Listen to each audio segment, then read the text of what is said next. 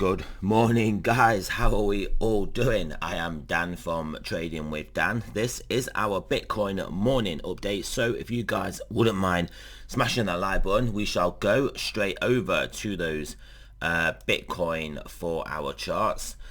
So yeah, as you can see, we have had this nice move up off the back, well, not pretty much off the back of the Fed. We started moving before the Fed announcement, and then obviously the Fed announcement didn't do anything to dissuade this upside in price action, and we are at a very nice resistance area. If we get through this, then we could very well be looking at establishing price action within this range, and then ultimately taking out this $47,000 level, which then could lead to some significant upside in Bitcoin, and could put this whole downside move to bed. And then we'll look for more upside. Whether we get to new all-time highs or not, we shall have to see, but nonetheless we would have put this downward trend, and the trend will in the medium term then be to the upside. So yeah, we are potentially on the cusp of that breakthrough here, get through these highs, establish in this area, and then break onwards and upwards.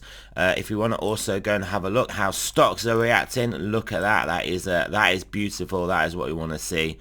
We want to see this just because it is positively correlated to crypto markets.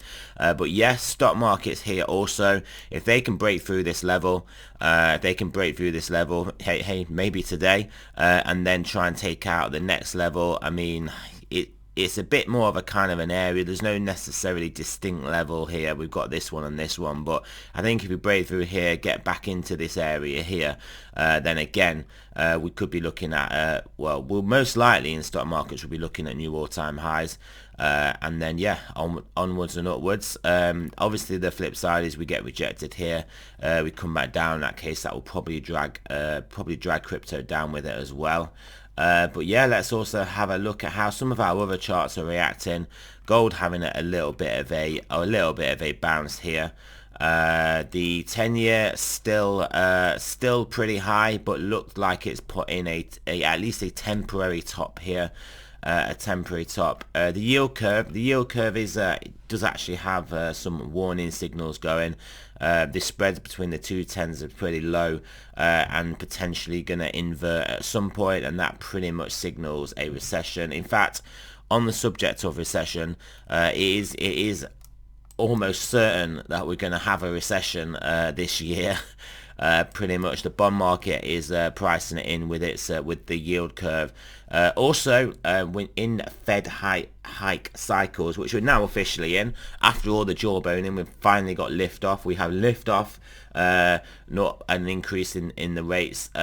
In basically Fed rate hike cycles, 9 out of the last 11 of them have resulted in recessions, and all of them have resulted in recessions when the rate hike cycle has started, when basically inflation has already taken hold. So it's almost 100% certain we're going to have a recession. What that means, though, it doesn't necessarily mean stock markets have to go down. Stock markets don't necessarily go down in recession, but obviously it isn't necessarily good for the riskiest of risk assets, such as crypto. We can have a stagflationary environment, which isn't necessarily bad. Crypto can go up in that environment. But obviously it will have big swings, and it won't go as much as it would go up if we were in a recession.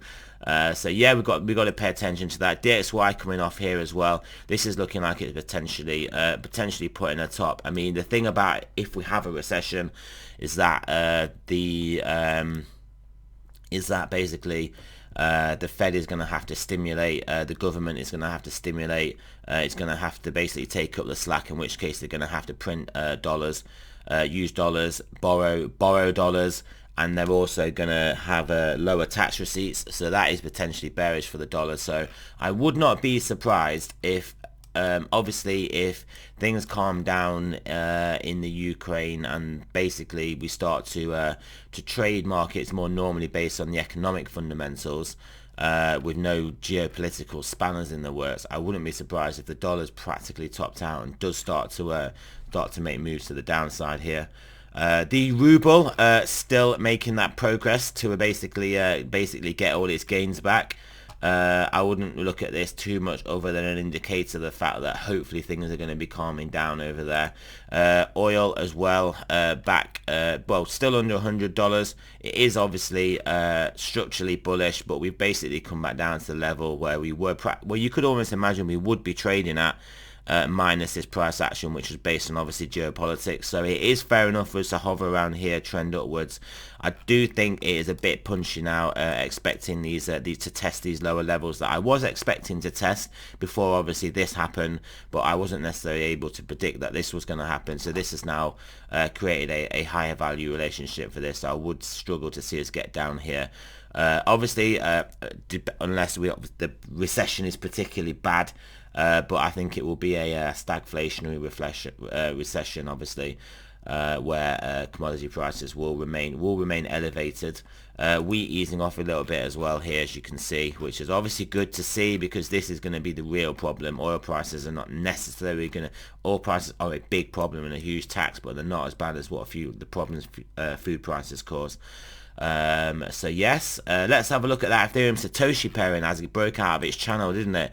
It broke out its channel. It has had a previous breakout of this channel before here, which then was rejected and then came back down. So we're now at a level where we could get rejected and come back down, or we could break out and then go on a full-on projected move up, basically to this next level of resistance up here, next major level of 0.075.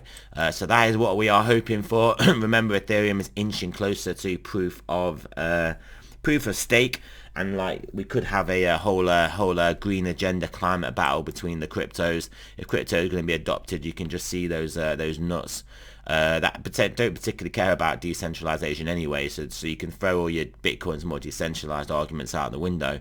And if we're going to go down a crypto adoption line, then maybe these nuts will just go for Ethereum over Bitcoin, because again, proof of work, and more environmentally sound. Bitcoin dominance, as you can see, still basically well within this channel. If it can break down from here, excellent, and then we can see a move back down to here, and we could get like a little alt season. It would be nice. Alts have been wrecked. It has been painful, but hey, we're still alive. We're still clinging on. That is the name of the game. Stay alive, keep your account intact, and then obviously the good times will come. So yeah, what else do we want to look at? What else did we want to look at? Not too much. There is one issue, obviously, with the stocks. We're obviously getting a bit of a rally off of options expiry, and obviously the brokers basically being able to lose their hedges. And obviously we've got to now ask ourselves, do these hedges get reapplied? Will people start to basically buy the puts to protect from downside, or do they feel like Jerome Powell has significantly backstopped the market for them not to reapply the downside protection? If they reapply the downside protection, obviously we can get a move back down in stock markets. However, if they don't reapply as much of that downside protection, then clearly there won't be that downside pressure on the market, and then yeah, we can continue upwards. So but a decent amount of this rally is obviously the gamma unhedging of obviously the options brokers, options dealers. So yeah, just bear that in mind. But are we looking significantly bullish enough here though for people not to really worry as much about the downside? I mean, certainly from a technical perspective, the downside is less likely than it was previously in this price action. Obviously, like when we're down here or here, if we can break above here, you would look at maybe less need for downside protection. However, there is a recession coming, pretty much, but also remember that doesn't necessarily have to be fully bearish for stock markets. Yeah, so yeah, we're at an interesting point in the chart. Let's have a look at those stochastics. 4 hour just about look like it wants to turn back over here, but I mean, we want to be looking at these next ones to see what they're doing. I suspect 10 hours pretty elevated. Maybe even looking to turn back down. Oh no, still well, did look to turn back down, but still pointing very much to the upside, and still has got room to run. 12 hour got all the field to run into. This looks very good, very supportive for price action to help bust us through this resistance area. Daily turning back up as well, looking relatively good here. Bi-daily obviously turning back up here as well. 3 days still pointing down, but 5-day re-established its nice uptrend as well. So that is very good to see. This is very good to see. And obviously weekly, as we know, pointing up as well. And bi-weekly, I mean, it's a slow moving oil tanker, but it will feed through ultimately. Same with monthly ultimately, but I wouldn't really look at this too much. For the time frames we're looking at, it's not that relevant. But yeah, overall though, Stochastics is not looking too bad. Not looking too bad. We have got a healthier chance of breaking through this level. The only caveat I think is obviously potential downside in the stock market, even if it's just a pullback, and then we'll have to reassess. But if we take out this horizontal, we take out this previous high here, then yeah, I don't realistically see why we can't test up towards basically 45, 46, maybe even 47,000. Potentially we trade consolidating here a bit before putting this whole down move to bed and moving onwards and upwards. I mean, the downside is still clear. We get rejected here, we take out these lows here, 37,000, call it 37,000. Then yeah, realistically we'll be looking at testing here, and then yeah, obviously if we're testing it, we don't have to break it, but obviously that's when you do break it, when you test it. You don't break it if you're not even testing it. So if we're testing it, we've got every chance of breaking through. Not every chance, not all of them, but we've got a healthy chance of breaking through, and then obviously coming back down to test our $30,000 level. So I would give this market the benefit of the doubt. The Fed, it does seem to be trying to walk that tightrope between the people that are scared of the inflation, even though some of the people like Elizabeth Warren are literally just idiots, like complete idiots. With their views on how inflation is caused. But yeah, the tightrope between the people that are worried about inflation and the people that are just literally worried about crashing these markets. On the plus side for us in risk assets is that the debt is just so high that the Fed just basically has got no option but to just support these markets, because if it doesn't, then literally it's done. It's basically done. Like these real markets, real markets, basically died in 2008, and this is a Frankenstein market that we have basically now, and it's got to keep pumping the stuff into it to keep it alive. Otherwise it literally will just revert to its basically dead form.